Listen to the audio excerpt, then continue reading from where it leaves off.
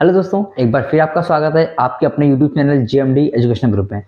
आज फिर हम एक क्वेश्चन लेकर आए हुए हैं द्विघात समीकरण का, जिसमें हमें ये चेक करना है कि जो समीकरण हमारे सामने दिया गया है ये द्विघात समीकरण का है कि नहीं है। तो चलिए हम बिना किसी देरी की वीडियो शुरू करते हैं।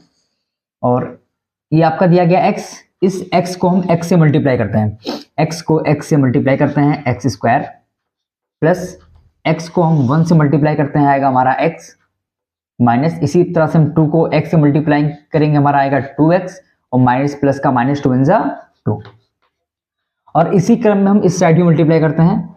x को x से मल्टीप्लाई करेंगे एक्स स्क्वायर, x को 3 से मल्टीप्लाई करेंगे 3x, माइनस 1 को x से मल्टीप्लाई करेंगे माइनस x, और माइनस प्लस का माइनस 1 से 3 को मल्टीप्लाई करेंगे 3।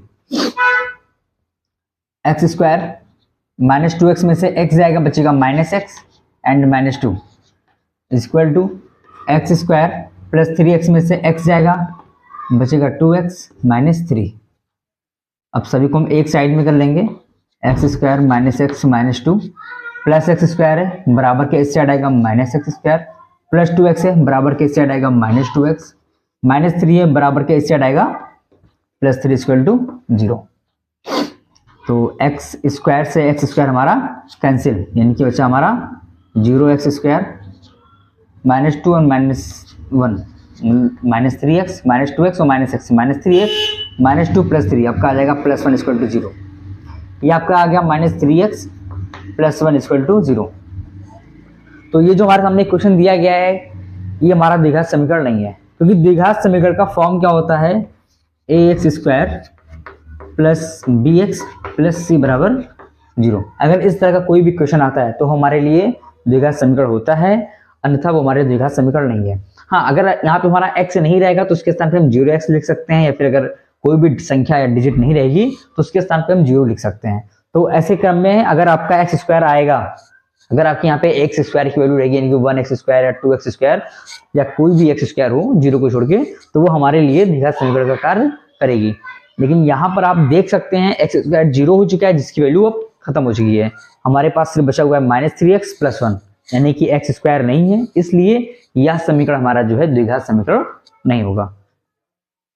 और अब हम बढ़ते हैं दूसरे क्वेश्चन की तरफ, और हमारा दूसरा क्वेश्चन दिया गया है x प्लस 2 का होल क्यूब, x प्लस 2 का whole cube equal to 2x x square minus 1।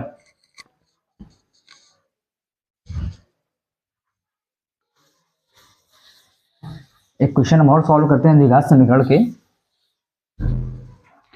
Question दिया गया है आपका x प्लस 2 का होल क्यूब, x प्लस 2 का होल क्यूब,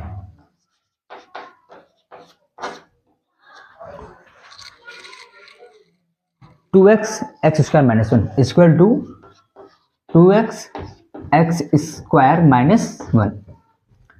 तो यहां पर हमारा a प्लस बी का होल क्यूब का फार्मूला बन रहा है, a प्लस बी का होल क्यूब का फार्मूला बन रहा है।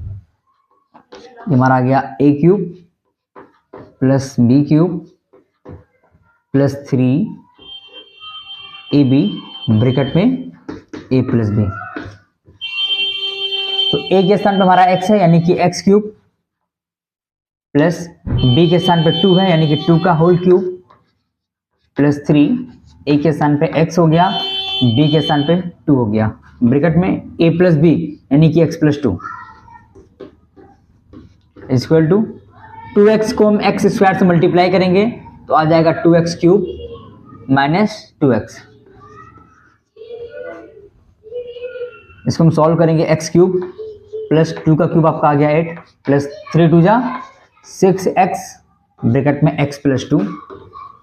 इसको हम इस साइड ले लेंगे तो माइनस 2x क्यूब आ जाएगा and plus 2x equal to 0। Minus 2x cube में से हम x क्यूब को माइनस करेंगे तो हमारा आएगा minus x cube plus 8 plus 6x x plus 2 plus 2x equal to 0। अब हम इस टर्म को भी सॉल्व कर सकते हैं, बट हम इस टर्म को नहीं सॉल्व करेंगे। ऐसा इसलिए क्योंकि आप देख सकते हैं यहाँ पर हमारा आ गया है एक्स क्यूब।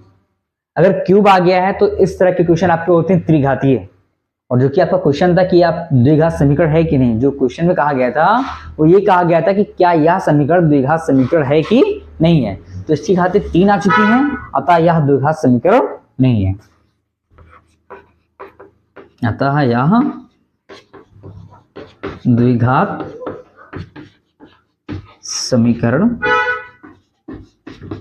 नहीं है। इसी तरह से एक क्वेश्चन और लेके आ रहे हैं आपके सामने।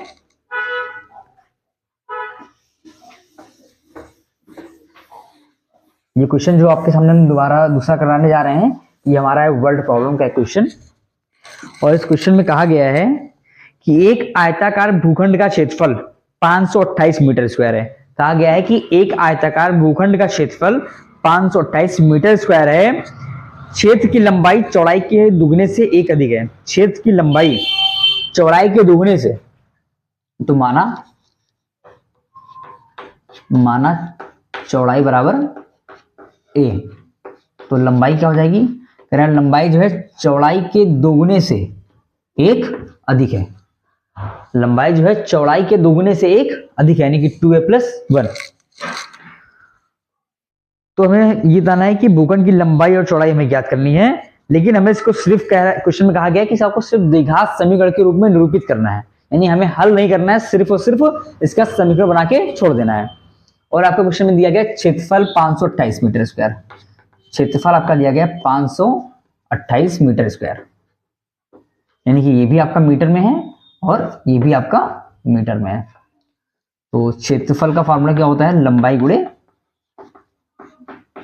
चौड़ाई, लंबाई गुणे चौड़ाई। क्षेत्रफल हमारा हो गया 528 बराबर लंबाई आपकी हो गई 2a + 1 और चौड़ाई आपका दिया गया a, गुणा कर दो तो 2a² + a से 1 में गुणा करेंगे हमारा a आएगा, ये हो जाएगा 528, यानी कि 2a² + a - 528 -528 = 0।